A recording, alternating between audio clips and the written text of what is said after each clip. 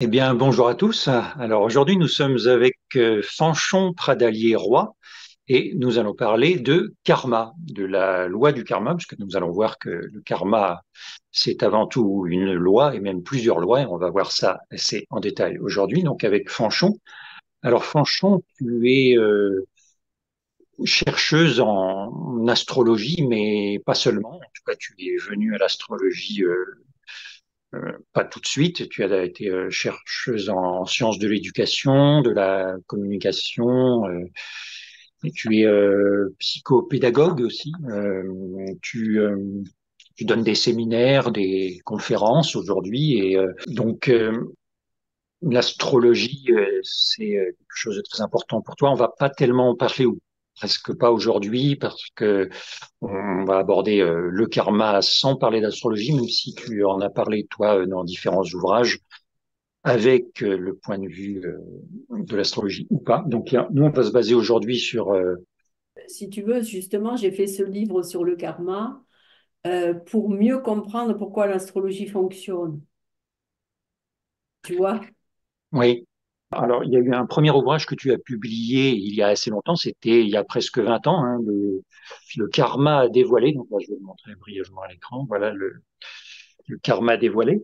Et puis, après, tu as travaillé sur d'autres thèmes, et notamment l'amour. Et puis, tu as réuni deux ouvrages, donc le karma dévoilé et un autre que tu as écrit sur l'amour pour en faire un nouvel ouvrage qui récapitule ces points de vue. Et puis tes derniers travaux, c'est donc, sur l'astrologie comme science de la conscience. Donc en 2022, tu as publié un gros ouvrage qui s'appelle Astrologie, science de la conscience, qui nous parle de l'astrologie comme une évolution de la conscience individuelle et des consciences collectives et enfin, qui nous décrit les cycles de civilisation et l'évolution des consciences. Et puis ton tout dernier ouvrage mentionne aussi qui est l'Almanach astrologique des générations du XXe et du XXIe siècle que tu as coécrit avec Faustin Austerlitz. Voilà, on va revenir à notre sujet d'aujourd'hui qui est le karma. C'est quelque chose dont on parle de plus en plus aujourd'hui, même si on en parle beaucoup moins que le zen. En tout cas, en termes de mots, je vois aujourd'hui le mot zen, on l'emploie partout, à travers. Donc le karma n'a pas encore autant de succès, mais c'est en train de venir. Et on a des idées un peu partielles ou un peu erronées, sans doute, sur le karma. Donc on va tâcher d'apporter des précisions là-dessus. Et puis, on va voir que le karma, c'est assez lié à d'autres notions connexes comme la liberté, qui est quelque chose dont on parle beaucoup en ce moment. Et donc la liberté, c'est aussi le libre arbitre, c'est la question de la loi, et même aussi du destin, du hasard même aussi, ou la théorie de l'évolution, tout ça, donc plein de notions connexes. Et on va donc on va tâcher d'apporter de la clarté sur tout cela, parce que en tout cas moi, ça m'a paru assez embrouillé au départ, tout cela. Donc je pense que c'est peut-être le cas aussi de nos auditeurs. Donc, on va donner des précisions là-dessus. Alors, pour commencer, on va évoquer l'idée qu'il y a différents courants de conscience aujourd'hui. Donc, on va préciser quel est le nôtre, nous, ce qu'on propose comme vision de la conscience et de l'humanité. Pour parler du karma, il y a d'abord une vision qui est très répandue et depuis assez longtemps, c'est une vision, enfin, matérialiste, on va dire. Et dans cette vision-là, l'homme est réduit à son corps physique surtout. Hein. Donc, il y a le mental et surtout le corps physique. Et on peut dire que la conscience est un peu un produit du corps physique. Hein. C'est une vision à laquelle on ne souscrit pas tellement. En tout cas, moi, je n'y souscris pas.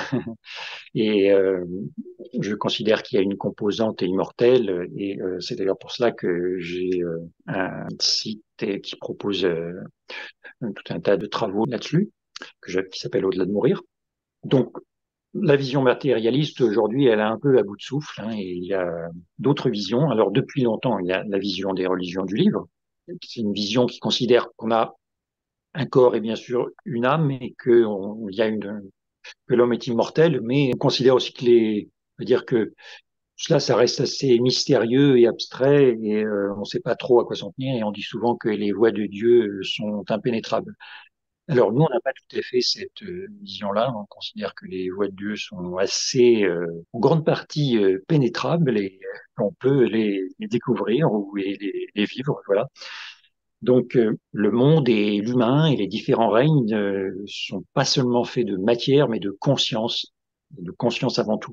Peut-être que tu veux préciser des choses là-dessus, franchement, sur ces Mais idées que la conscience est première. ben, c'est-à-dire que oui, justement, nous allons en parler parce que dans la loi du karma, on va voir que rapidement la conscience intervient. Et si tu veux, tu as raison, tu parles d'une nouvelle vision que tu appelles le nouvel âge, mais comme ça a très mauvaise presse parce que on se moque beaucoup des visions qu'on appelle New Age, hein, qui sont apparus dans la culture alternative aux États-Unis dans les années 60, mais aussi, je dirais, alors ça serait le nouvel âge par rapport à tous les écrits, tous les travaux de Blavatsky au siècle dernier, et d'Alice Bailey, à notre siècle-là, et toute l'œuvre monumentale qu'elle a faite, inspirée par de J. Cool. Et donc, on pourrait dire que le nouvel âge, c'est l'âge du Verseau. Alors, comme astrologue, évidemment, on en parle parce que ça sera l'âge du Verseau. Et ce nouvel âge, c'est celui qui nous fait passer de la raison à l'amour. Alors, évidemment, c'est tout un programme. C'est-à-dire, ça nous fait passer d'une conscience purement matérialiste et mentale à une conscience à une compréhension aimante du monde et à une conscience aimante. Donc, alors, là, tu pourrais faire une émission sur le nouvel âge.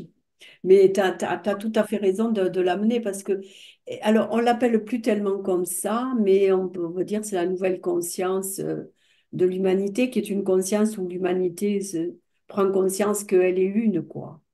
Mais je trouve que tu as raison, on en est là normalement. C'est dommage que ce terme ait été discrédité par Oui, par une sorte de culture alternative oui. hippie ou autre qui a été détournée. Néanmoins, c'était quand même l'époque Peace and Love et ça disait bien ce que ça voulait dire. Mais tu as bien fait de préciser ça. Et en fait, moi, j'ai fait attention à pas parler enfin, à pas utiliser le terme anglais de New Age, mais à dire Nouvel Oui. Âge. Bon, évidemment, pour les gens, la plupart de nous qui sommes anglophones, on comprend tout de suite qu'on va se dire c'est la même chose. Mais effectivement, nous, on se place dans le cadre des enseignements, on va dire, ésotériques, même si c'est un terme qui peut effrayer certains ou déplaire. Les enseignements de Alice Bailey et de Lena Blavatsky que tu as cités, voilà, c'est un petit peu le cadre dans lequel on se place nous. Donc, c'est des enseignements très profonds, hein. On appelle ça aussi, on peut appeler ça la sagesse antique ou la sagesse sans âge. Donc, voilà, voilà. Hein, nous, on se place. C'est des enseignements qui doivent être réveillés par des prises de conscience que nous devons Voilà. faire. Parce qu'ils sont intéressants que dans la mesure où on les réveille. C'est ce que j'ai essayé de réveiller la notion de karma, tu vois. Alors, le karma, c'est peut-être avant tout une loi qui décrit des mécanismes d'action et des causes et des effets. Hein. C'est la première idée qu'on peut dire, c'est une histoire de causalité, le karma. Mais avant cela, il y a une grande idée donc, qui vient de la sagesse sans âge, là, dont on a dit deux mots, c'est l'idée que la vie est une. On peut le dire comme ça, et même, Alors, je dirais, ouais. moi, faire un tout petit peu de silence par rapport à cela, parce que la vie est une, il y aurait pratiquement, en fait, rien à ajouter à cela. C'est que dès qu'on ajoute quelque chose, c'est que, d'une certaine manière, on sort de l'unité ou on sort de l'un. Moi, je trouve que quand j'entends la formulation de cette première loi, hein, qui me dit la vie est une, ben, c'est déjà quelque chose qui peut nous inviter à méditer, en fait, à nous interroger. Voilà. La vie est une et tout est vie. Alors, si tu veux, c'est pour parler de karma et par rapport, enfin, tu as fait référence à l'idée que c'était des enseignements ésotériques, les enseignements de...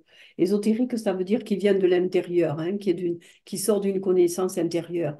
Donc, toutes les transmissions que nous a faites Alice Bailey et la théosophie proprement dite sont à réveiller en nous, c'est-à-dire sont à reconnecter à des prises de conscience que nous pouvons avoir nous-mêmes intérieurement et à comprendre.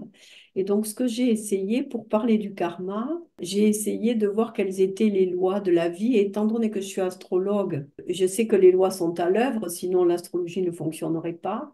Mais quelles sont ces lois qui sont à l'œuvre derrière les règles les études astrologiques que nous faisons? C'est ça qui m'a paru intéressant. Et donc, j'ai essayé, si tu veux, de les organiser en presque par géométriquement, c'est très pythagoricien comme j'ai travaillé en fait. J'ai travaillé avec la méthode pythagoricienne, c'est-à-dire les chiffres, les nombres. Et donc, je travaillais avec de 1 à 12. J'ai essayé de voir quelles étaient les lois de 1 à 12, vu qu'il y a 12 secteurs dans le zodiaque. Et en fait, il y a 12 secteurs et il y a 4 cadrans, tu vois. C'est-à-dire que donc on peut déjà en trois lois comprendre les 3 fois 4 12 de là. Et donc en fait la loi du karma va arriver très vite. Et donc c'est une espèce, je sais qu'il y a des gens qui étudient, travaillent ce livre en numérologie parce que ça rejoint un travail numérologique. Grâce à l'astrologie que j'ai organisée, et tu parles de la loi 1, la loi 1, elle serait comme le 1, si tu veux. Elle est le 1, c'est l'unité. Je trouve par exemple les Nations Unies, par exemple, ça s'appelle UNO. Enfin, moi je le prononce avec à la française, mais et c'est l'idée d'unité, de totalité. Et donc, il y a une loi qui est majeure et qu'on est en train de découvrir les humains actuellement, qui est qu'il n'y a pas d'une part la vie et de l'autre des objets qui seraient extérieurs, la nature, et puis nous qui ne serions des sujets et qu'il y aurait la nature extérieure qu'on observerait. Comme tu parlais de la vision matérialiste, en fait, comme la vision matérialiste nous donne, c'est qu'il y a une séparation, tous les objets sont séparés. En fait, c'est faux. La séparation est une illusion et la première loi, c'est vraiment la loi d'unité. C'est-à-dire que tout est vie, tout provient de l'unité, tout vient de l'unité, toute vie vient de l'unité et toute unité de vie est reliée à toutes les autres vies. C'est-à-dire qu'il n'y a pas de séparation entre les vies. Et ça, c'est Oui, énorme comme, tu vois, je sais pas ce que tu en penses, mais c'est la notion, si tu veux, d'unicité et oui. Moi, je d'inclusivité. trouve que c'est effectivement en tout cas, c'est même une très grande clé pour notre vie concrète, je dirais, de percevoir que la séparativité, hein, l'idée de séparer les choses, les êtres, les objets, de se considérer comme indépendants, tout ça, si on passe de cette vision-là à une vision où tout est en relation, tout est uni, enfin, c'est plus qu'une interrelation, hein, c'est d'avoir un fondement commun qui est, on peut appeler l'absolu. Si on C'est ne veut pas ça. l'appeler la vie avec un grand V, si on l'appelle l'absolu, tout ça, c'est commun à tout ce que nous sommes, nous, les humains, l'humanité et aussi tous les autres formes de vie incarnées. Donc, si on voit que tout cela, c'est la même chose parce que c'est la vie, ça, je trouve que ça nous invite à changer notre vie concrète aussi. Mais c'est même majeur. Alors là, c'est la physique, parce qu'après toutes les sciences mécanistes du cycle précédent, je travaille sur les cycles astrologiques et on a vécu 500 ans où on a mis en avant la science exacte, objective de la science physique, proprement parlée. Mais là, avec la physique quantique, maintenant, dans le nouveau cycle que nous sommes en train de vivre au niveau de la civilisation, on voit bien qu'on ne peut plus séparer le sujet de l'objet et que même tout observateur en physique quantique va influer. On sait que le fait qu'il y ait un observateur, ça va influer sur ce qu'il observe. Ce qui veut dire qu'il n'y a pas de séparation entre celui qui observe et ceux qui l'observent. Et cette idée qu'il n'y a pas de séparation, elle est énorme. On n'arrive pas encore à l'inclure dans nos vies, parce qu'en fait, il faut l'inclure de plus en plus, parce que elle est vraie partout et tout le temps. Et l'idée que tout est vie aussi, c'est étonnant, parce que tu sais, quand on regarde la nuit, le ciel ou les étoiles, ou moi qui fais de l'astrologie, si tu veux, les planètes, même, je les prenais quand même comme des objets un petit peu morts, si tu veux, en disant il y a de la vie que sur Terre, etc. Mais non, tout est vie dans l'univers, tout. C'est-à-dire que même les planètes, c'est des corps de manifestation d'êtres vivants, de grands êtres qui sont à des cycles différents de nous, Oui, sont pas dans le même cycle de vie que le nôtre, qui nous, on est dans un cycle biologique en fait. Mais, oui, et ça, c'est extraordinaire de dire que tout est vie dans l'univers et nous sur Terre, tous les règnes de la nature, tout est vivant. C'est-à-dire même la pierre, c'est de la vie. oui, Même ça, je trouve que c'est quelque chose d'assez énorme quand on sort ou quand on commence à sortir d'une vision matérialiste. On peut commencer à entendre ça, mais dire que oui, que les pierres, les cailloux sont vivants et les étoiles sont vivantes. Dire, ben non, c'est juste des objets qui sont là, C'est-à-dire microscopiques que, oui, c'est des ou corps de, astronomiques, mais on peut dire, si tu veux, que c'est des corps de manifestation d'êtres voilà. Donc ça, dont on ne sait pas quoi dire. D'ailleurs, c'est une formule hein, dont on ne sait pas quoi dire, dont rien ne peut être dit parce qu'on n'en sait rien. Mais c'est des manifestations d'une vie. Et oui, ça, c'est extraordinaire. Ce qui veut dire que, en fait, l'astrologie fonctionnerait non pas par influence, mais par un jeu de vie commune avec l'ensemble. C'est-à-dire, donc, plus par résonance que par influence. Tu vois? Donc, dès oui, qu'on dit la vie est une, tu as parlé d'absolu hein, tout à l'heure. oui, Et le fait que, tu as raison, parce que le fait que la vie est une, ça nous rappelle que ben, la vie provient de quelque chose d'absolu. Hein, et par exemple, avec la théorie du Big Bang, on a commencé à approcher cette notion à un moment donné, tout part d'un endroit absolu dont on ne sait rien, mais d'un instant T, puis tout d'un coup, la vie démarre, tu vois. Mais l'idée d'absolu est intéressante. Alors évidemment, nous-mêmes, nous ne pouvons pas approcher l'absolu. Mais alors la vie, elle n'est pas absolue, mais elle fait partie d'une unité qui provient de l'absolu. et aux lois suivantes, parce qu'effectivement, si on dit que la vie, c'est l'absolu, mais c'est en même temps, enfin, et l'absolu, ça serait ici dans le sens de non manifesté. Donc, on peut dire que la vie est en même temps non manifestée, quelque chose d'abstrait, ou le plus abstrait, l'abstrait par excellence, et en même temps manifestée. Et elle se manifeste tout de suite dans une bipolarité ou une dualité. Il y a deux Alors, pôles. voilà. Alors, dès lors qu'elle se manifeste, parce que là, on n'est pas, on est dans une totalité, si tu veux, un continuum, en fait. Là, dans le 1, si tu veux, la loi 1, le symbole, c'est le centre du cercle ou c'est le cercle. Donc, on a un symbole géométrique, le 1, c'est un point, c'est le symbole. Et puis, le cercle qui est en plus, si tu veux, le centre et le cercle, c'est le symbole du soleil en astrologie. Donc, cette idée d'unité, bon, mais dès que ça se manifeste, comme tu dis, mais dès que ça se manifeste, il y a une dualité qui se met en œuvre.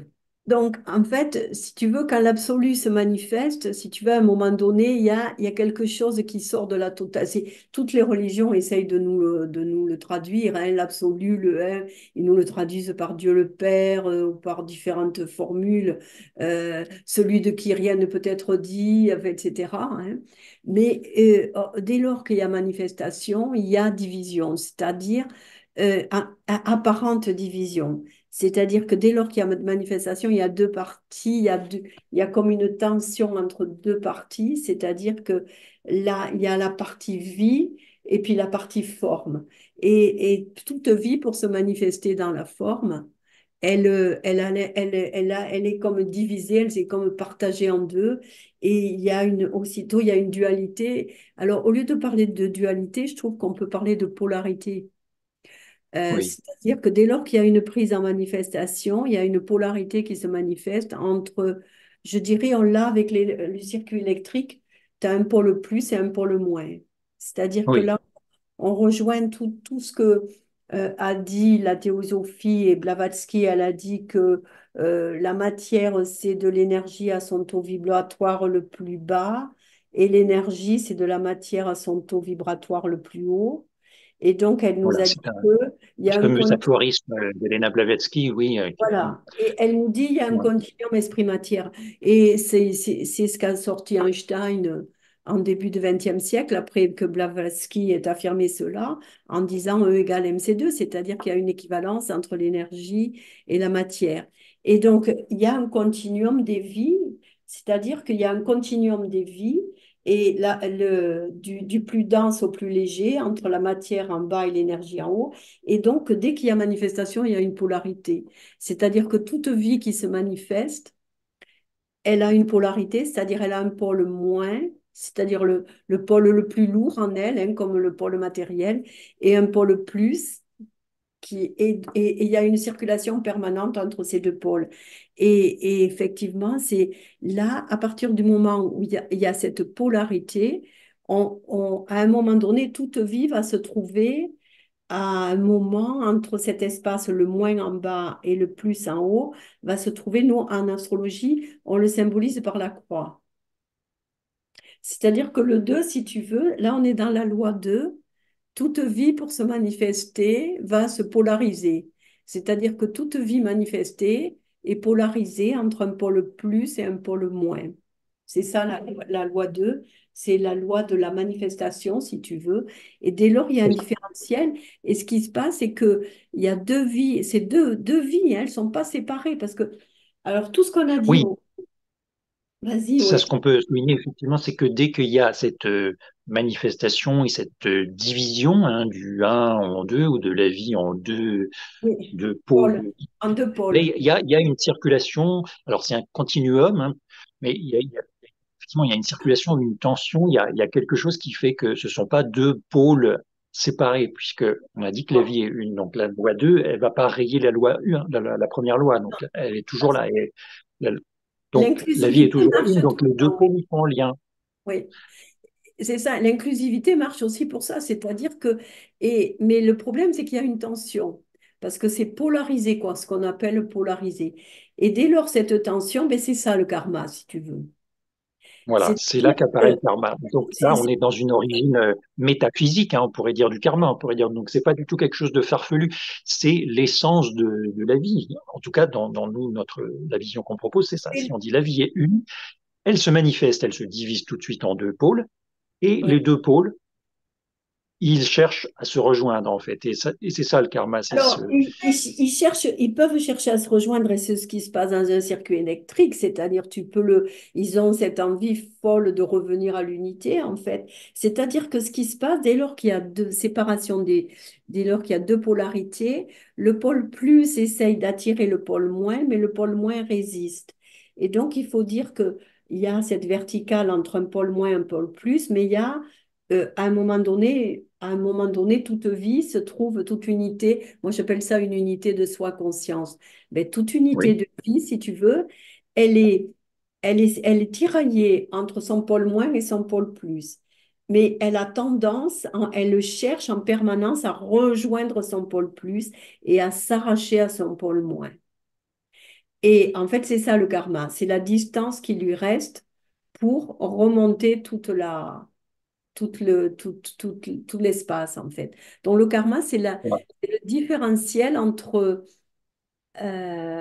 l'énergie de vie originelle, en quelque sorte, c'est pour ça qu'on parle de chute, et que le mythe de la chute, par exemple, que nous donne la Bible, comme quoi la vie humaine serait une chute, c'est-à-dire que dès lors qu'il y a manifestation, il y a comme une chute d'énergie. Pour que ça prenne forme, ça perd l'énergie. On l'a avec l'idée, par exemple, si tu as un pôle, un aimant, et que tu mets de la limaille de fer autour, Oui. la limaille de fer, elle va se mettre autour de l'aimant. Et si tu veux, d'une certaine manière, elle va même vraiment complètement Et dès lors que ça prend forme, ben, c'est complètement obscurci. Et le karma, si tu veux, c'est de rejoindre l'état originel de totalité, en fait. Qu'est-ce que Alors, tu penses? Qu'est-ce que ça, tu en penses? bah écoute, moi je trouve que c'est une description, enfin, de la loi 2 très. En fait, j'ai envie de dire que ça nous conduit aussi à la loi suivante, parce que moi j'aime bien sentir et essayer d'inviter, en tout cas peut-être nos auditeurs à sentir ça aussi, comment les lois s'enchaînent. En fait, c'est pas, on va pas dire tiens, bon, faut bien qu'on parle des lois, alors on en fait une liste comme ça. Non, non, la Non, loi 1, elle donne naissance à la loi 2 et la loi 2 donne naissance à la loi 3. mais avant d'arriver à la loi 3, si tu veux, il faut dire que dans cette polarité des vies, qu'il y a un continuum, c'est énorme comme conséquence. C'est-à-dire que toute vie, on peut faire la différence entre ce qu'on appelle des vies majeures et des vies mineures. C'est-à-dire que Oui, le pôle plus serait la vie majeure, donc, tout pôle plus commun pour le démon attire la limaille de fer. Donc, il attire des vies mineures qui sont la limaille de fer. Et c'est ça le phénomène de prendre forme et comme pour les humains, venir en incarnation d'une certaine manière, si tu veux, dès lors qu'il y a deux types de vie, et en fait, ça en amène trois.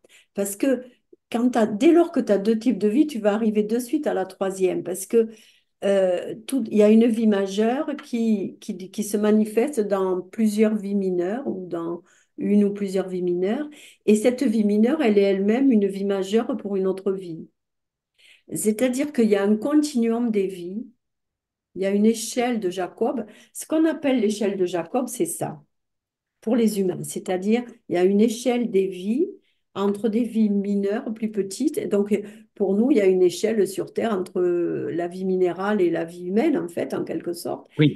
On peut le Alors retrouver. j'aime bien encore que tu nous parles de l'échelle de Jacob parce que voilà, on a une vision métaphysique de l'échelle d'un récit biblique là, et je Oui. trouve ça, moi j'aime beaucoup parce que comme ça on dit oui, oh la Bible, bon, euh, on l'a lu 36 Alors, fois, mais là non.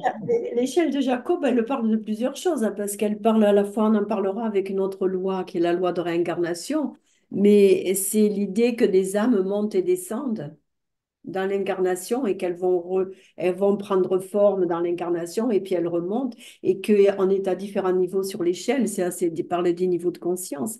Mais dès lors que tu parles de la loi de polarité, étant donné qu'on est dans le continuum esprit-matière, que aussi bien la physique quantique nous explique, parce que toutes les lois de la physique quantique nous le redonnent, ça, et en même temps, ce que disait Blavatsky, ce continuum, on a une solidarité des vies, ce qui explique que la vie reste une tout le temps, parce qu'il y a une solidarité des vies.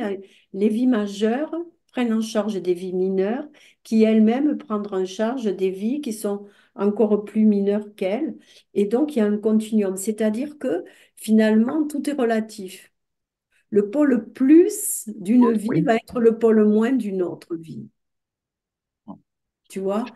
Et cette idée de... Ah, moi, j'adore ça, moi qui suis pédagogue, tu sais, je travaille, j'ai beaucoup étudié en sciences de l'éducation, et cette sorte de pédagogie et de lien entre les vies, où une vie majeure euh, prend en charge la vie mineure, c'est extraordinaire, en fait, comme idée. oui. Il y a un dicton populaire que tout le monde connaît qui dit on a toujours besoin d'un plus petit que soi. Alors, C'est moi, je ça. trouve intéressant d'avoir une vision. Je reviens toujours à cette vision métaphysique de ça. On peut dire oui, les dictons populaires, bon, bah, ça reste au niveau populaire. Non, non. Oui, c'est Si la on trouve réalité. C'est la un réalité. fondement métaphysique à cela, moi, je trouve ça extraordinaire. Vous aurez compris que j'aime bien la métaphysique. Oui, tu as Alors, raison. Oui. tout à Alors, l'heure, tu nous as réintroduit l'idée de conscience en parlant en disant que la loi 3, c'est aussi l'idée d'une unité de soi-conscience entre ces deux pôles. On n'en a pas dit, je crois que on peut les appeler esprit et si on a parlé du continuum esprit-matière avec attends, l'aphorisme de Blavatsky. C'est les tu peux, pôles oui, esprit-matière. Voilà. tu peux appeler le Mais pôle entre deux, plus. qu'est-ce qui se passe? Oui, C'est la oui. conscience. Voilà. Qu'est-ce qui naît? Hein, c'est la conscience. Donc ça, c'est important de souligner ça parce que c'est vraiment ce qui se développe de plus en plus aujourd'hui dans dans l'humanité, je dirais. Enfin, l'idée de conscience. Enfin, quand on voit, quand on va dans les librairies, on a de plus en plus de bouquins qui te parlent de conscience, et c'est pour ça que toi aussi tu en parles Alors, dans ton fameux bouquin. qu'est-ce que c'est que la La conscience? science de la conscience. Oui, les Euh, sciences de la conscience, c'est quelque chose qui s'est développé récemment, enfin Alors, relativement récemment en tant que science. on a une mauvaise, on n'a pas une véritable définition de la science parce que suivant les langues de la conscience, suivant les langues, elle n'a pas la même conscience. En anglais, c'est pas tout. Enfin, le terme de conscience, il est complètement pas défini en fait, en quelque sorte. Et là, on peut en avoir une définition telle que le propose en quelque sorte la théosophie, mais telle qu'on peut le retrouver. C'est-à-dire que dès lors que tu as cette polarité esprit pour le plus, matière ou forme, hein, parce que on peut dire forme, manifestation, esprit et manifestation, mais dès lors qu'il y a cette polarité, il en est quelque chose. C'est-à-dire que cette tension, finalement, de cette tension va naître un troisième terme qui est la conscience. Et nous, en astrologie, Oui, on le représente par la croix. C'est-à-dire la croix, c'est la manière, la verticale et représente le pôle plus, en quelque sorte, le pôle de l'esprit, et l'horizontale représente le pôle de la manifestation.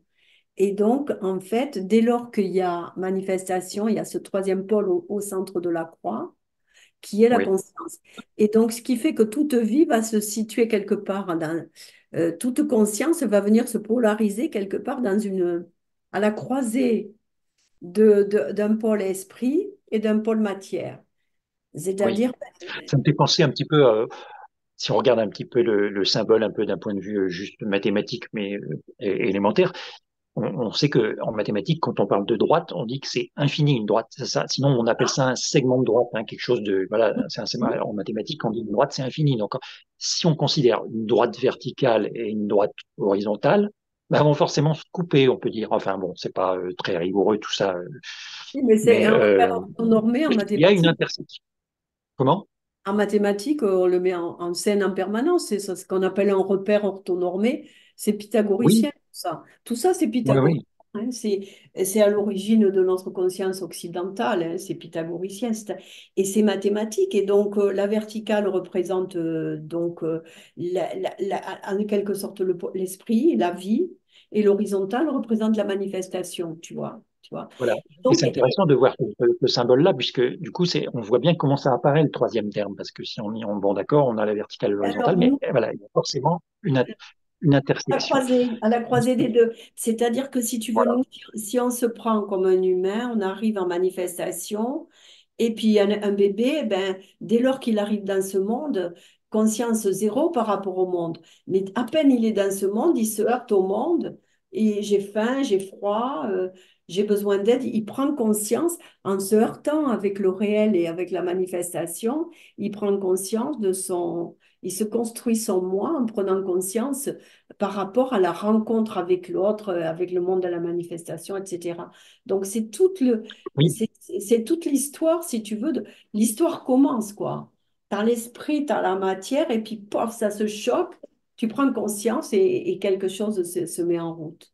Et c'est-à-dire que oui, c'est l'évolution qui se met en route aussitôt, c'est-à-dire la conscience, elle est là tout le temps, et c'est pour ça qu'on dit que la conscience, elle est polarisée à différents endroits. On a différents centres de conscience. Nous, les humains, l'Orient nous le dit, un centre de la tête, un centre de la gorge, un centre, etc. Les chakras, c'est des centres de conscience. Mais en fait, c'est des lieux de niveaux de conscience différents qu'on essaye de faire cohabiter en même temps. Et cette idée de conscience comme choc entre le non manifesté et le manifesté, en fait, c'est simple. Tu trouves pas? ben, je pense que c'est pas simple quand on n'a pas regardé ça de près. Enfin, nous, on s'y intéresse depuis Mais, relativement depuis un certain temps, mais je ne sais pas si tous nos auditeurs vont trouver ça très simple, surtout si on n'a pas l'esprit tourné, enfin l'esprit. non, mais Voilà. Bon, mais en mais tout là, cas, on moi, je fait trouve pas que c'est beau. J'ai envie de dire ça. Je trouve que c'est très beau, mais très Jérôme, voilà, là, on fait pas de métaphysique. Là, on parle simplement, on fait des propositions, tu vois. voilà. Et cette idée, si tu veux que le 3 alors du coup, le 3 ça va être un triangle. Donc, il y a unité de vie, inclusivité. Le 2 il y a polarité, il y a dynamique. Et il y a karma. Donc, le karma, c'est la loi d'évolution. Parce que dès qu'il y a deux, il y a tension. Et la tension va nous mettre en mouvement. Et puis, la conscience, c'est la conscience qui va porter ce mouvement, en fait. Et le 3 va nous donner le triangle. Donc, on a le point, le cercle. 2 c'est la croix. 3 c'est le triangle. En fait, c'est simple, je pense. Un enfant le comprendrait. On apprendrait Et ça à des enfants. On lui dirait, tu vois, la vie, euh, on lui apprendrait les mathématiques comme ça. Et je pense que c'est comme ça que Pythagore les apprenait.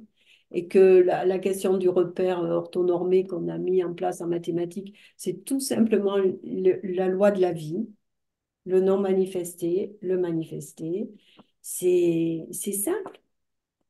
mais c'était intéressant de dire qu'on pourrait enseigner ça à un enfant. En tout cas, moi, je vois une résonance avec, enfin, avec justement cette idée que quelque chose naît. La loi de 3, elle nous dit que naît quelque chose de l'interaction des deux pôles. Et donc, qu'est-ce qui naît? C'est un enfant, en fait. Enfin, la première chose qui naît à l'esprit, c'est dans le règne humain. Voilà, la naissance, c'est avant tout la naissance d'un enfant.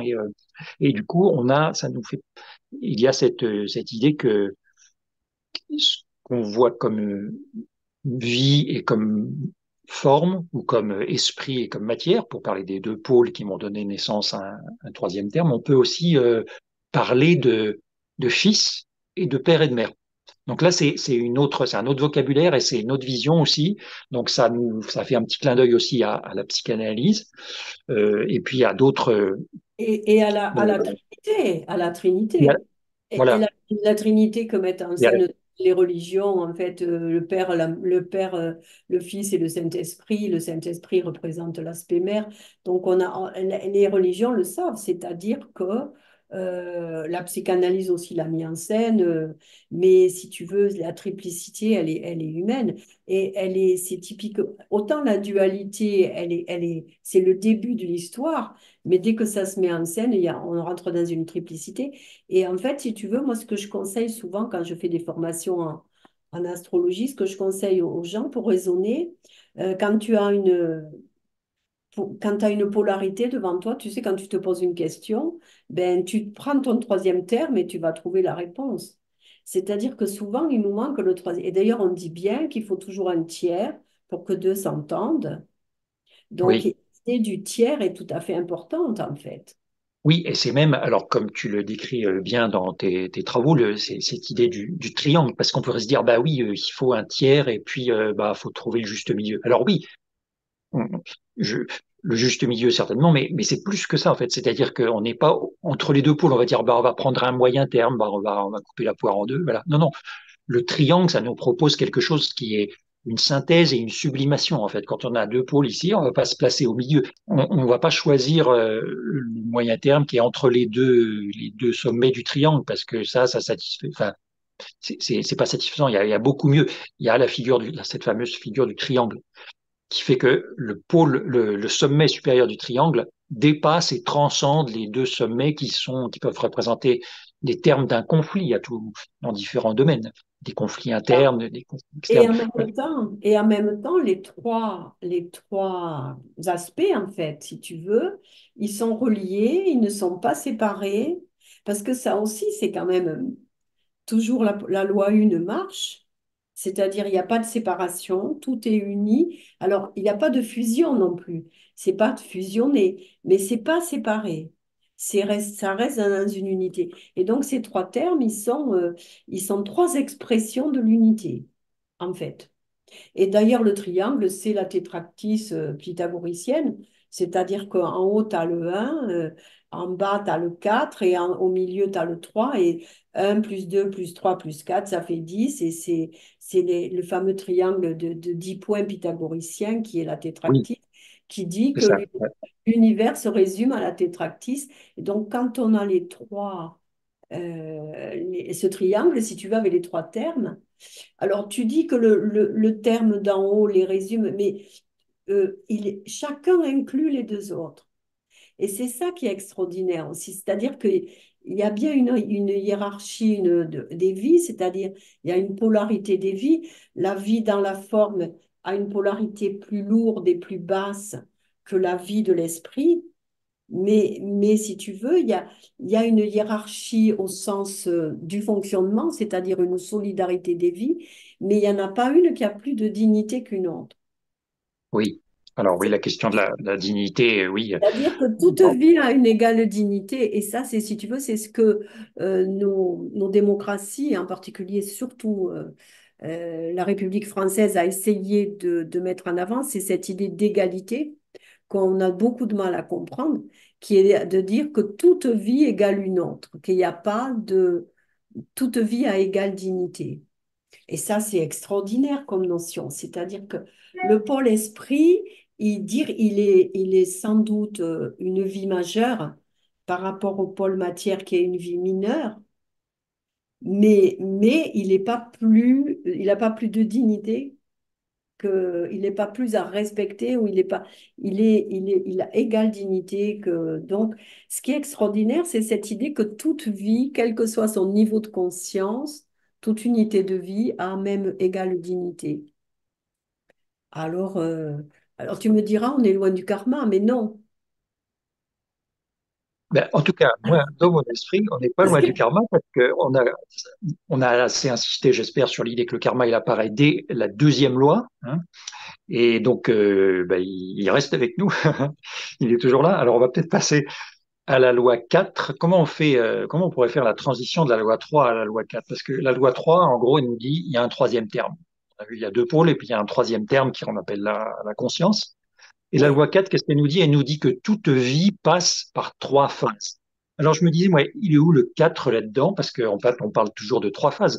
Alors, ces trois phases, c'est quoi? C'est la prise de forme, l'incarnation, si on Oui, veut, ouais. Et un si tu veux, retournement ouais. pour retourner vers le pôle originaire ou supérieur, et puis le retour proprement dit, hein. Donc, il y a une incarnation, une volte-face, moi j'aime bien ce terme-là, et puis un retour, un chemin du retour, un retour à la source. Voilà.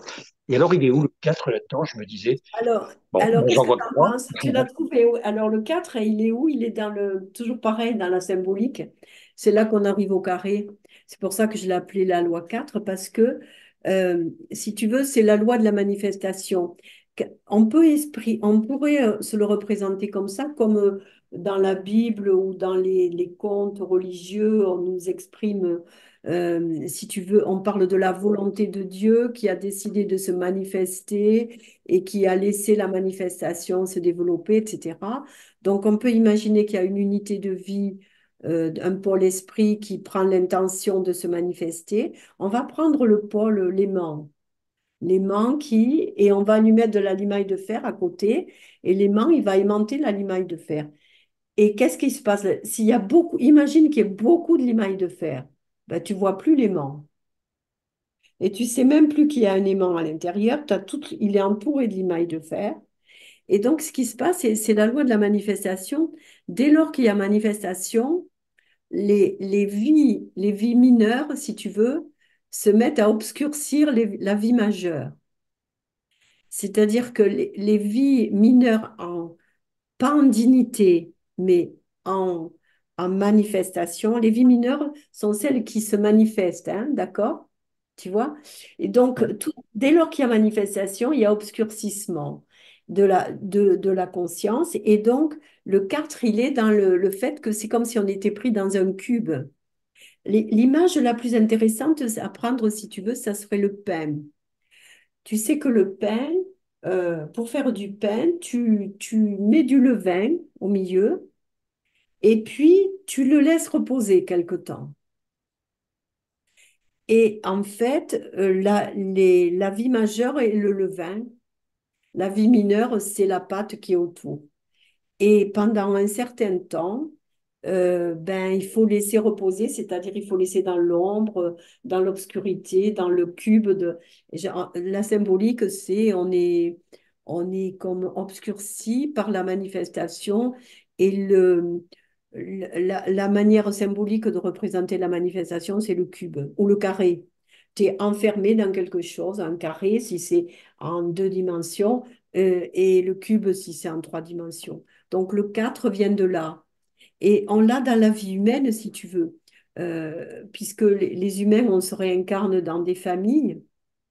Et si tu veux, on revient se reprendre forme dans l'obscurité des familles, c'est-à-dire là où on prend l'obscurité des familles là où elles en sont, et on est venu pour y amener un peu de lumière dans cette obscurité. C'est-à-dire que chaque enfant, en quelque sorte, vient chercher du karma dans sa famille au sens simple du terme, c'est-à-dire du job et du travail à faire, c'est-à-dire une sorte de choses qui n'étaient pas visibles, qui étaient obscurcies, qui ne se voyaient pas, dont on ne parlait pas. Par exemple, ben, les violences sexuelles ou les choses comme ça, tu vois.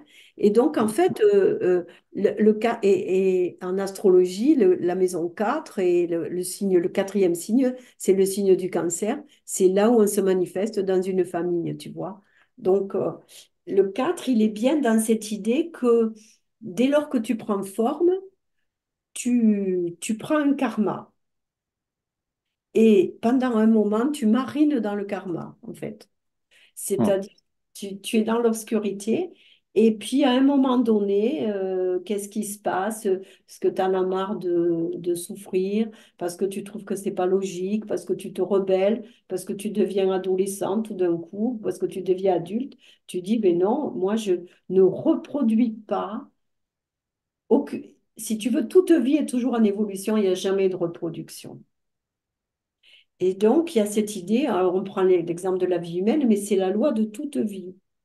Oui, c'est ce que je pensais effectivement à souligner ça, puisque on a spontanément tendance à revenir à l'humain et à l'humanité, mais nous, en tout cas, ce que nous propose la sagesse antique, c'est bien que tout cela, ça concerne tous les règnes. Donc aussi le règne minéral, le règne animal, le règne végétal et les règnes supérieurs dont on a un peu plus de mal à parler parce que ça nous est un peu plus étranger. Enfin, étranger, on les connaît moins puisque c'est des niveaux d'évolution supérieurs aux nôtres, mais tous. Donc ça, ces lois-là, elles s'appliquent à tous les règnes. Les règnes supérieurs, si tu veux, nous, on est des vies mineures de nos règnes supérieurs. C'est-à-dire, on est inclus dans leur vie. Donc, comme on est inclus dedans, ben, on ne voit pas. Et ce sont des règnes qui nous éduquent, en fait. Donc, on est assez ignorant au départ. Donc, voilà, on est invité à faire preuve de bonne volonté pour accepter d'être éduqué et progresser. Mais bon, voilà. En tout cas, ça s'applique à tous les règnes, cette loi. Et je voulais dire qu'on a aussi on l'appelle un peu autrement aussi. Parfois, on parle de courbe d'involution-évolution. Et on dit que donc la première phase, c'est l'involution. Alors, on peut imaginer le symbole de la parabole comme ça. On avait les trois croix aussi, les trois formes de croix, la croix, mais ça, c'est vraiment de l'astrologie. Donc, mais Oui, effectivement, tu as une partie involutive, c'est-à-dire que la vie rentre dans la manifestation. Si tu veux, la partie involutive, c'est quand la limaille de fer vient s'agglutiner sur le pôle de l'aimant, masque l'aimant et on ne voit plus que la limaille, etc. Et oui, puis, ça, j'aime bien cette image de l'aimant avec la limaille. C'est effectivement, moi, j'imagine bien un excès, enfin, même imagine, tu as la des limaille, on voit plus l'aimant. Donc, on a oublié ce dont on vient, en fait. C'est ça, on oublie. On a oublié Même notre origine. si tu prends pas la limaille, si tu prends des épingles à couture, par exemple, et que des fois, pour les rassembler, on amène un aimant. Et pareil, au bout d'un moment, les épingles, elles masquent l'aimant, tu vois. Et la manifestation, elle fait toujours ça. Donc, c'est la phase involutive, si tu veux. Alors, l'aimant, c'est la vie majeure, et la limaille est la vie mineure, tu vois. Et puis, à un moment donné, eh ben, si tu veux, il faut que la vie se réveille d'elle-même et décide de rejoindre en quelque sorte son pôle supérieur et de se réveiller donc le karma en fait c'est cette tension. On pourrait au lieu de l'appeler une loi négative, on pourrait l'appeler une loi positive, c'est-à-dire le karma t'incite à quitter le noir, l'obscurité de la forme dans laquelle, c'est-à-dire pour nous les humains de notre personnalité, pour rejoindre une sorte de lumière de notre âme et de faire de plus en plus le lien et de se laisser de plus en plus guider par la lumière de notre âme, pour nous les humains, mais par les unités de soi conscience supérieure. Et ça, le carré, à un moment donné, le symbole, c'est le carré, il se retourne et il devient losange. Tu vois, et où le cube se retourne. Et en fait, en astrologie, on s'est rendu compte que, mais ça, c'est une petite incise entre nous, si tu veux, dans le cube, en fait, il y a 6 pyramides. En fait, à l'intérieur, au bout du compte, c'est comment dirais-je, des pyramides et même, j'ai oublié le terme, des cônes. Le cube représente et le symbole de la manifestation, tu vois. Et après, le triangle, on se relève et donc il y a une sorte d'évolution d'image entre un losange, si tu veux, et à un moment donné, le triangle du haut et le triangle du bas qui s'épousent pour faire ce que on appelle la croix le sceau de Salomon ou la croix de David, qui est donc le triangle de l'esprit et le triangle de la matière qui se rejoignent. Mais ça, c'est un peu loin, en tout cas. On peut revenir au karma. Alors, on va peut-être faire un petit récapitulatif puisqu'on a Oui, parlé des 4 premières lois et on a dit qu'il y a 12 lois, mais on va pas évoquer les 12 lois aujourd'hui puisque ça serait peut-être un petit peu fastidieux. Et puis, en fait, il y a des correspondances entre les différentes lois. Donc, les 4 premières sont déjà très enseignantes, mais je voudrais quand même qu'on parle de deux autres qui sont, alors on va pas parler de la 5 et de la 6, mais de la 8 d'abord, qui est la loi de renaissance. Et pourquoi renaissance? Alors, on a vu qu'il y a une incarnation qui se fait dans une phase un peu d'involution, et puis avec un retournement et une phase d'évolution, hein. On était sur la loi 4, donc on parlait d'involution, de retournement et de retour vers la source. Oui. Et donc tout ça, C'est-à-dire que c'est... les vies mineures, si tu veux, elles se réveillent et elles se retournent vers leur source, elles y reviennent en fait. En fait, il y a la tension karmique en chaque vie, en chaque unité de soi conscience.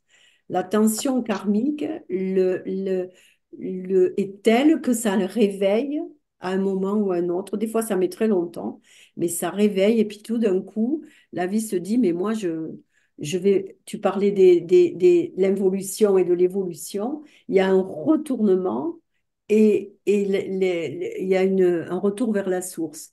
Et c'est comme si tu veux le levain qui tout d'un coup envahit tout le pain jusqu'à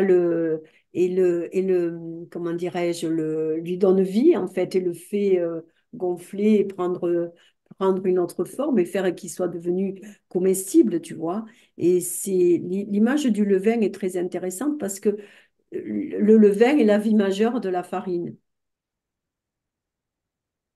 Tu comprends? Oui, il y Et donc, a, tu voulais qu'on parle de la loi 8, c'est-à-dire de la loi de Renaissance. on a vu qu'il y a une incarnation et il y a un parcours, en fait. Et c'est un parcours qui n'est pas unique, c'est-à-dire que ça s'accompagne d'une prise de forme. La première phase, hein, l'incarnation, c'est une prise de forme où on pourrait dire, hein, on peut utiliser un terme bouddhiste qui est l'idée de prendre un véhicule, hein, que la vie majeure a pour véhicule les vies mineures. Et alors ce véhicule, bah, il est temporaire en fait, c'est-à-dire qu'il y a un parcours qui se fait avec ces véhicules-là et les véhicules se transforment, se raffinent, on va dire. Et mais après, ça arrive à un certain terme, et ce qui fait que bah, le véhicule, on est obligé de l'abandonner. Donc c'est ça que, enfin, c'est là qu'il y a. Après, on va prendre un autre véhicule. Enfin, c'est la vie majeure ou l'esprit ou le pôle supérieur. Voilà. Et donc il y a un premier parcours avec un véhicule. Et puis une fois que l'évolution se fait avec ce véhicule-là, ben, on le laisse, on l'abandonne ce véhicule. Donc voilà, ce véhicule, il meurt. On s'en sépare, voilà. Donc, et puis après, on va reprendre un autre véhicule. Donc, c'est un peu une présentation de la réincarnation, mais voilà, en essayant de l'expliquer. C'est-à-dire que, si tu veux, toute forme, à un moment donné, doit libérer. En fait, c'est pas comme ça, on le laisse parce qu'il vaut plus rien, mais c'est beaucoup plus noble que ça. C'est-à-dire que le véhicule libère la vie majeure. Oui, C'est-à-dire que c'est-à-dire qu'au départ, il l'emprisonne, en fait. on ne met pas à la casse, mais on Mhm. libère la vie majeure. Et c'est ça qui est extraordinaire. Et c'est que dans nos vies, on ne s'en rend pas compte. Et cette loi, elle est très importante. On peut l'appeler la loi de renaissance. Oui, C'est-à-dire que pour renaître, alors, ou la loi de réincarnation, mais dans la vie quotidienne des êtres humains, on l'a en permanence, c'est-à-dire que la plupart du temps, on a l'impression qu'on va évoluer en positif tout le temps, aller vers du plus, du plus, du plus, du plus, mais c'est souvent pour libérer de la lumière et du plus, on est obligé de renoncer à une forme ancienne. Et donc, c'est-à-dire de changer notre personnalité. C'est-à-dire que notre véhicule à nous, les êtres humains, c'est notre personnalité. Le véhicule d'un être humain, c'est sa personnalité. Donc, je ne sais pas si tu veux qu'on parle de la constitution de la vie de l'être humain, mais si tu veux, le véhicule d'un être humain, c'est le triangle de la personnalité. Et à un oui. moment donné, pour évoluer, on ne s'en rend pas compte, même parce qu'on nous vieillissons et on n'a que cette image de vieillir et de... Alors, effectivement, on a un terme, on meurt un jour, et quand on meurt, c'est notre âme qui se libère et qui va, alors on ne sait pas trop ni quoi ni qu'est-ce qu'elle fait entre-temps avant qu'elle revienne se réincarner, mais en tout cas, c'est notre âme qui se libère de la forme. Mais entre-temps, dans la vie quotidienne, si tu veux, on change notre personne qui est notre forme. Alors notre personne, c'est notre forme physique, c'est notre émotionnel et c'est notre corps émotionnel et c'est notre corps mental. Mais en même Oui, temps, avant d'entrer un petit peu dans le détail de cette, ce qu'on peut appeler la constitution l'être humain. occulte de l'humain, euh, je voudrais juste souligner ce que tu as dit là, qui est que effectivement, il y a d'une part la mort et la renaissance quand l'âme quitte le corps physique, mais il y a aussi des morts pendant la vie incarnée en fait, et c'est des sortes de morts symboliques. Et donc, on doit faire des deuils, voilà, on transforme sa personnalité, donc on doit lâcher des des morceaux ou des facettes de sa personnalité. Voilà, évoluer, c'est forcément renoncer à quelque chose pour devenir un peu ou acquérir d'autres facettes. Et donc, effectivement, on est toujours dans un processus de mort et de renaissance tout au long de sa vie incarnée aussi. Mais on le refuse. Et ce qui est embêtant chez les Et êtres oui, on a humains, beaucoup de résistance. c'est-à-dire, alors la résistance, elle est normale parce que la résistance, c'est la résistance de la vie mineure. Et c'est parce que la vie mineure résiste que la vie majeure impose sa volonté. C'est-à-dire qu'il y a un jeu entre, si tu veux, action-réaction. C'est parce qu'il y a une résistance de la vie mineure que la vie majeure va, comment dirais-je, euh, im- imposer sa volonté, non pas pour, de façon comme on l'imagine, imposer son autorité de l'extérieur, mais imposer de l'intérieur quelque chose de plus grand, de plus vaste. Et on est obligé, alors en général, on croit qu'on perd quelque chose alors qu'en fait, on gagne quelque chose. Mais on a... C'est, du point de vue de notre personne, tout cela, c'est des pertes et c'est des morts. Mais du point de vue de notre être, c'est des renaissances. Mais c'est très douloureux Oui, parce que, si tu veux, c'est là où la loi de karma, on la considère comme une loi pénible, difficile, parce que c'est quand même, de toute façon, c'est douloureux. Les lois de la vie, c'est une loi karmique et c'est une loi de douleur, pour les humains en tout cas, en ce sens où il y a toujours une tension entre la vie mineure qui a pris forme et qui nous enferme en fait et la vie majeure. Tu vois, par exemple, dans nos institutions, les institutions, on se crée des institutions à un moment donné, on a créé des démocraties il y a 250 ans, et bien maintenant, la forme démocratique est en train de nous emprisonner dans quelque chose qui, en nous, est beaucoup plus grand que nous, beaucoup plus grand que ça, qui n'arrive pas à s'exprimer dans cette forme-là de la oui. représentation justement démocratique. On a besoin de Mais trouver... ça, je trouve que ça apporte un éclairage extraordinaire. Enfin, en tout cas, cette idée de la loi de Renaissance et des lois qu'on a vues avant, C'est ça. de considérer que c'est pas seulement, ça concerne pas seulement les humains, mais ça peut concerner les institutions, comme tu viens de le dire, et les nations. Parce que Et donc, effectivement, si l'institution, on c'est dit une forme. L'institution est une l'institution est une forme, forme et une qui forme donc politique. commence par être utile à l'âme qu'elle revêt ou dont elle Est est le une véhicule, forme et puis collective. après, elle finit par C'est- l'emprisonner. voilà. Voilà. Et donc, si Donc, tu veux, la loi humaine, la loi karmique, qui est une loi de la vie, en fait, de la vie en manifestation, parce que la loi karmique, c'est pas forcément les lois, toutes les autres vies, on les connaît pas toutes, hein. Il n'y a pas que, mais en quelque sorte, la loi de la vie manifestée, c'est une loi karmique et c'est une loi en quelque sorte de souffrance, dans le sens où la forme finit par emprisonner l'esprit qui n'en peut plus d'être emprisonné par cette forme et qui est obligé par sa volonté de le transformer pour lui donner et faire donner une autre forme. Donc, ça, c'est le rôle de Pluton de faire ce travail-là, c'est le rôle des rayons, on pourra en parler, mais si tu veux, c'est pour ça que c'est douloureux parce que, alors, ton affaire de véhicule, elle est intéressante si tu veux, mais c'est plus grave que ça. C'est-à-dire que l'affaire du véhicule, ça va pas, il est en panne, ou j'en change de véhicule, il me faut un véhicule plus grand ou plus beau. C'est pas aussi simple que ça. C'est-à-dire qu'en quelque sorte, c'est comme s'il fallait reconstruire soi-même le véhicule en permanence. D'ailleurs, on nous dit que nos cellules se transforment et que on nous dit que notre organisme et nos cellules se renouvellent. On dit que 3 semaines, souvent, des choses comme ça. Donc, il y a un renouvellement permanent de la vie. Il y a, la vie en nous se renouvelle tout le temps, tout le temps, tout le temps. Mais le fait qu'on vieillit, je pense, si tu veux, nous illusionne, fait partie de l'illusion où on pense que justement, on deviendrait la voiture ne serait plus à la hauteur de l'incarnation. Et c'est pas ça, quoi. Le On véhicule, pourrait, on pourrait revenir sur quelque chose que tu as mentionné tout à l'heure à propos de, enfin, alors on a vu que c'était un peu souffrant, la vie, du fait de cette tension entre la vie majeure qui invite la vie mineure à s'élever, et puis la vie mineure qui résiste, voilà. Et en fait, ça nous amène à une conception du bien et du mal, en fait, parce que c'est quoi ça pourrait être quoi le bien, c'est d'accepter d'évoluer, et le mal, ça serait de refuser d'entendre l'appel de la vie majeure, en fait. Donc, c'est pas tout rester ça. ou Non, stagner. parce que c'est pas du mal de refuser d'entendre l'appel, parce qu'on fait comme on peut. Ce qui est du mal, c'est quand tu entends la vie majeure qui te dit ce qu'il faut faire et que tu le fais pas. Ça, c'est mal. C'est pour ça qu'on dit toujours la loi de la... Tu sais, quand les jurés dans un tribunal, on leur dit en votre âme et conscience. C'est-à-dire que le mal, c'est quand on fait du mal quand on n'écoute pas sa conscience.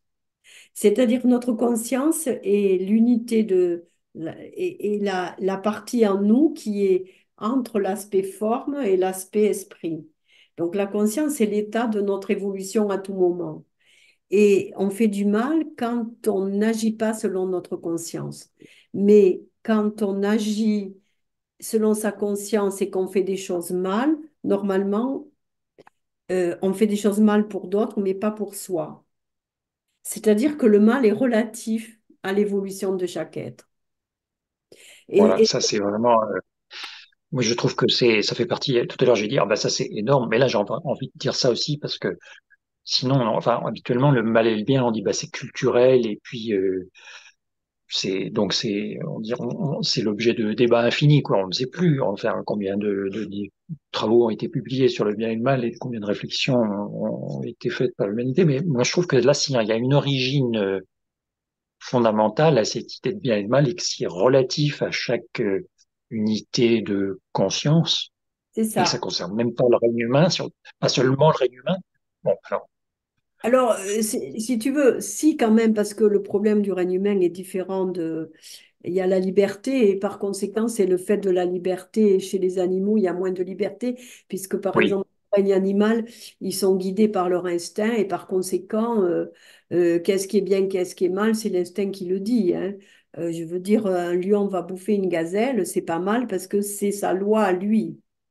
Et par conséquent, il obéit à sa loi, il désobéit pas à sa loi. Et donc, mais si tu veux, c'est vraiment l'affaire du bien et du mal, c'est quelque chose qui commence à toucher nous-mêmes le quatrième règne humain de façon importante parce qu'il y a la liberté. Et donc, oui, alors il faudrait peut-être qu'on précise, comme tu as dit, le quatrième règne. On peut dire brièvement que on a, bon, on a cité, tout le monde a un peu en tête le règne minéral, végétal, animal, humain, mais en fait, on considère, en tout cas la sagesse antique, on propose l'idée qu'il y a sept règnes, et même peut-être plus, mais au moins sept règnes principaux, et évidemment, il y a toute la symbolique du sept, donc parce qu'il n'y a pas seulement, c'est pas seulement les règnes qui sont au nombre de sept, mais ce que je voulais dire, c'est que l'évolution de la conscience avec la loi de Renaissance, c'est aussi c'est plus vaste que la réincarnation telle qu'on l'entend couramment en Occident, enfin, puisqu'en fait, il y a une évolution de conscience au fil des règnes, en fait. Donc, la conscience, elle commence par habiter le règne minéral, et puis ensuite, elle traverse, elle arrive au règne végétal. Et puis, voilà. Donc, la conscience passe d'un règne à l'autre, et à chaque fois, c'est une évolution considérable. Donc, nous, l'humanité, c'est le quatrième règne, et l'humanité est invitée à passer au règne supérieur, qui est le cinquième règne. Et ça, c'est aussi quelque chose qui est de plus en plus manifeste aujourd'hui et qui pourrait expliquer la crise ou les grandes crises que traverse aujourd'hui l'humanité. C'est une grande crise, on pourrait même dire, on dit, c'est une grande crise d'amour en fait. on peut le dire comme ça, tu as raison, parce qu'en fait, qu'est-ce qui se passe, la crise qu'on vit actuellement? C'est la crise du passage de la raison à l'amour. c'est la crise du passage d'une conscience de quatrième règne, c'est-à-dire le quatrième règne, c'est quand les humains construisent leur personnalité, en fait. Donc, quand les humains ont construit leur pensée. Oui, et tu as raison de dire, normalement, le quatrième règne, c'est le règne de Manas, de l'être humain en tant que porteur d'une pensée, et donc construisant comme un nouveau corps de manifestation. Bah, après les animaux qui, eux, obéissent à leur instinct, les humains, ils ont quelque chose de différent, c'est qu'ils doivent construire euh, un mental, hein, manas, ça veut dire celui qui construit le mental. Et une fois, le problème du mental, c'est que il nous fait oublier que la vie est une.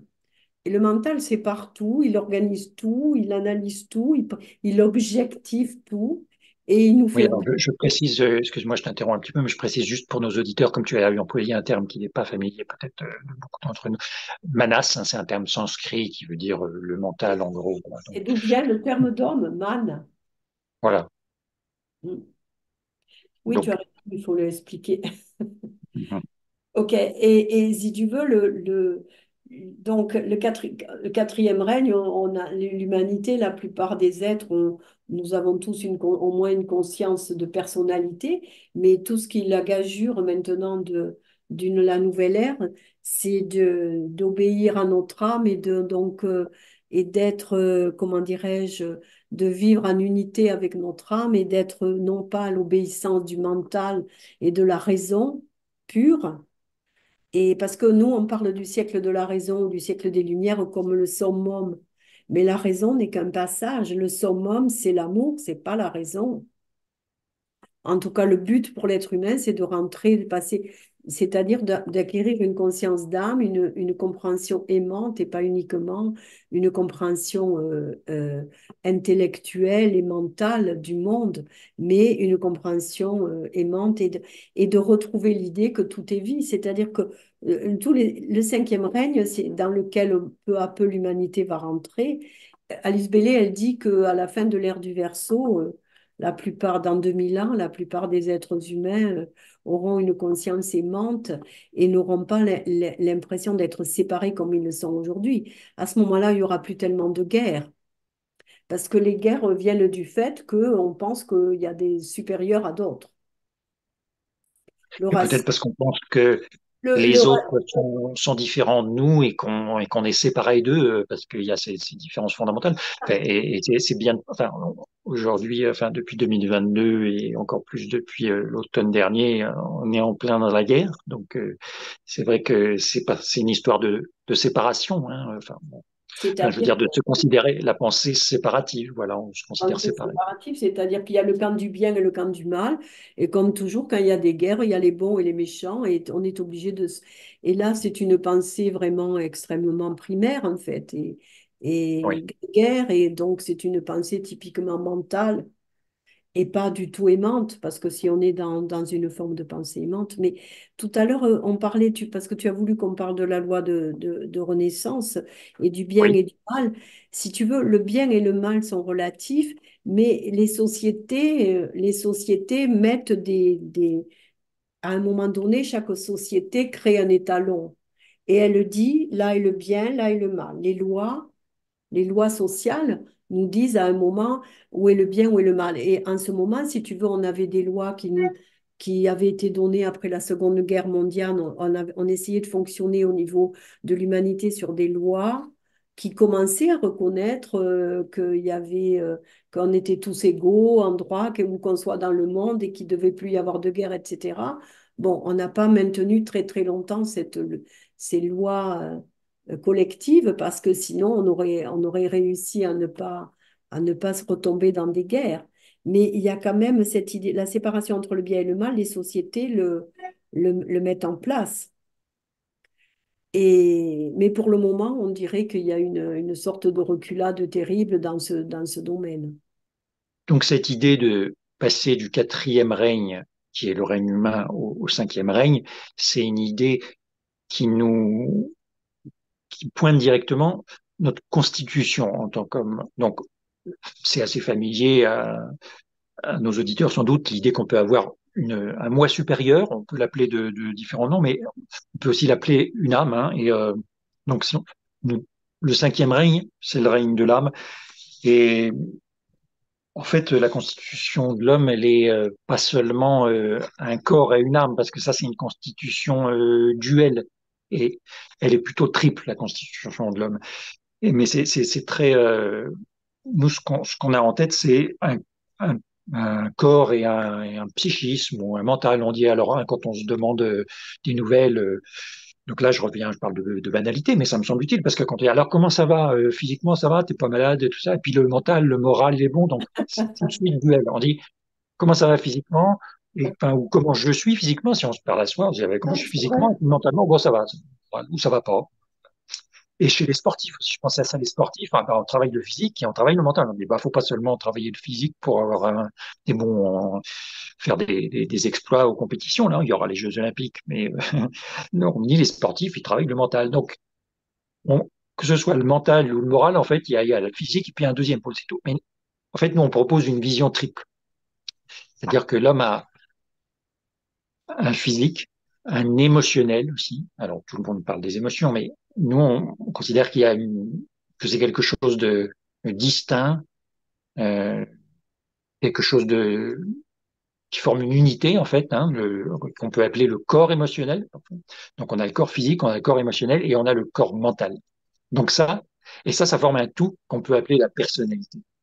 Oui, Alors, ça fait un triangle, hein. C'est toujours le triangle, en fait.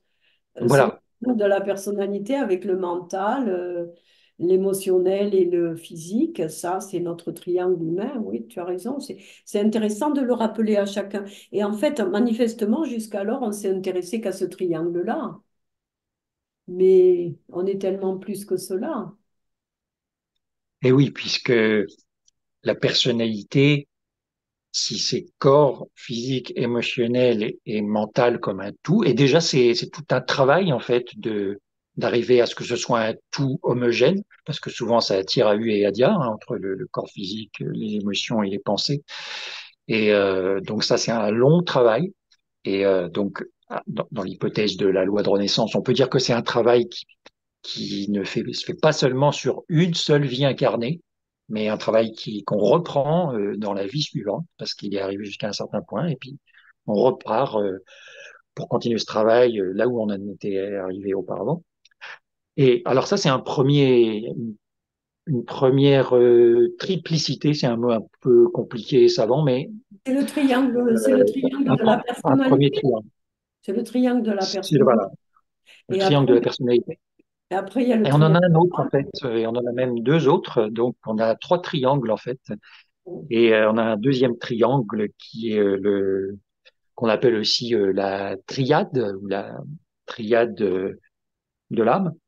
Et puis, on aura là une triade de l'esprit aussi. Mais alors, plus on monte là dans les triangles, plus ça devient abstrait et moins familier parce que ça correspond à des états de conscience qu'on expérimente très peu si on n'a pas l'habitude, Mais en si on s'est même pas temps, engagé et là-dedans. en même temps, par la loi de la vie, on est toujours relié à eux.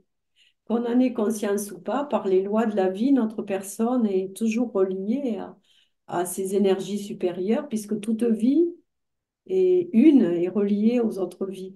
On est dirigé par curieusement, on est dirigé par ces triangles supérieurs, en fait. C'est eux, ils sont des vies majeures pour la vie mineure qu'est notre personnalité, en fait. Et alors, le karma, il intervient encore parce que par rapport à chacun de ces triangles, chacun des trois sommets des triangles, on a un karma. C'est-à-dire que si on reste sur le triangle de la personnalité qui est le plus familier à chacun d'entre nous, mais on a un karma pour le corps physique, on a un karma pour le corps émotionnel, ou pour nos émotions, pour le dire plus simplement, et on a un karma pour nos pensées aussi, en fait.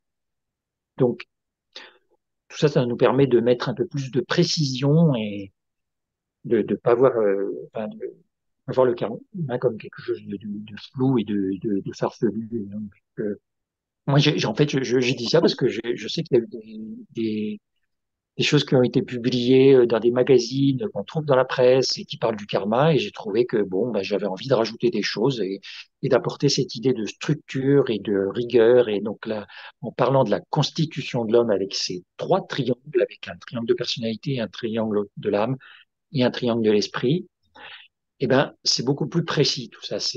Voilà. Donc c'est pas un truc comme ça dont on doute du karma. Bon, d'accord. Non. Et Il y a, le karma, c'est le différentiel entre, entre comment dirais-je, la totalité vers laquelle tend tout cela et l'état où on en est à un moment donné, en fait. Il y a toujours un karma tant qu'on est dans cette vie, en fait.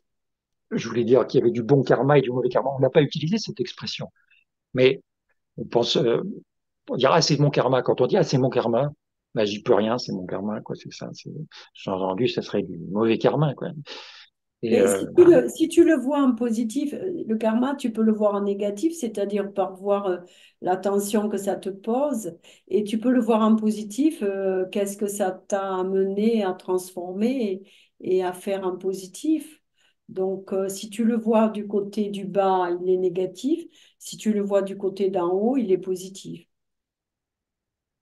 oui, c'est un peu aussi l'image populaire de la bouteille à moitié vide et la bouteille à moitié pleine. Mais on peut voir le karma comme une distance aussi. Le différentiel, c'est une notion un peu plus savante, un différentiel de nature. Mais on peut dire aussi que le karma, c'est une distance. Il y aura une distance parcourue et une distance qui reste à parcourir, en fait. Et donc, C'est ce qui nous sépare en quelque sorte, si on parle en termes religieux, si tu veux, le karma, c'est ce qui nous sépare de la nature de l'esprit ou de la nature du Père, de la nature de la totalité, en fait. Donc, c'est toujours un différentiel et c'est pour ça qu'on le voit beaucoup en négatif parce que c'est ce qui nous reste à parcourir. Tu as raison, c'est la distance. C'est toujours une distance. il y a quelque chose d'autre qu'on pourrait dire pour caractériser le karma. Parce que on a dit au départ que c'était une loi de cause et d'effet aussi, le karma, hein.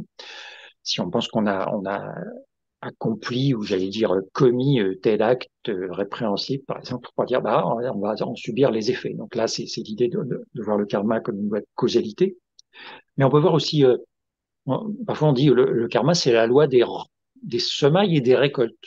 Une métaphore un peu agricole, mais Ça, ça, mais ça, les évangiles l'ont repris, hein, on récolte ce qu'on a semé, et c'est un peu ça en fait.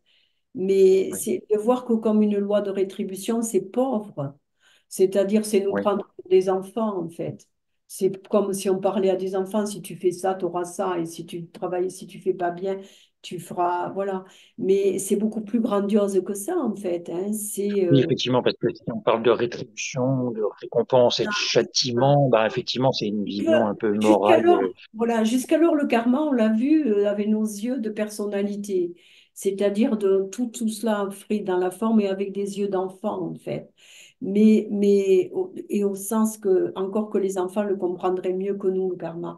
Mais c'est cette idée que, donc, c'est une loi de cause à effet, c'est une loi de rétribution, mais c'est plutôt, moi, je dirais, c'est la dynamique de l'évolution. La loi de karma est la loi dynamique de l'évolution. Et si tu le prends comme ça change tout.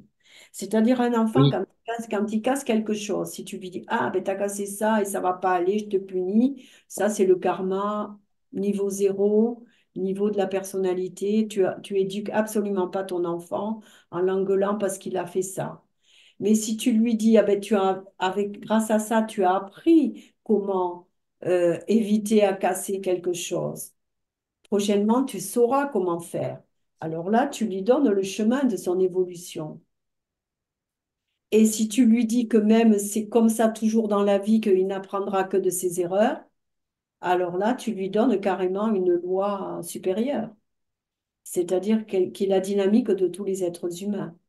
Et donc, la loi de karma, elle est à ces trois niveaux. Au niveau primaire, au niveau secondaire de la conscience, c'est-à-dire on apprend quelque chose, et au troisième niveau, mais quelle gloire d'apprendre et d'être là pour apprendre. Tu vois, la loi du karma, oui, ou c'est une fatalité, il y a le terme, il nous parle de distance et de destinée. Le karma te dit, il te crée une destinée, c'est-à-dire il te donne une destination, il te dit où tu dois aller, il t'amène vers une destination. Donc, il t'appelle à autre chose. Et si tu le vois de façon positive, c'est une providence. C'est-à-dire, c'est Oui, la... je trouve ça très intéressant de dire ça aussi, de voir la destinée comme une destination, parce qu'effectivement, on Oui, pourrait, le karma, ça a une résonance aussi très fataliste, hein. Parfois, on dira, ah ben, quand je mais disais si tout tu à l'heure, veux, c'est mon karma. au Oui, niveau de c'est la, son destin. au niveau de la personnalité, si tu veux, le karma est une fatalité. Au niveau de Oui, l'âme, il devient une destinée. Et au niveau de l'esprit, c'est une providence. Donc, tu vois, il y a trois niveaux au karma, quoi.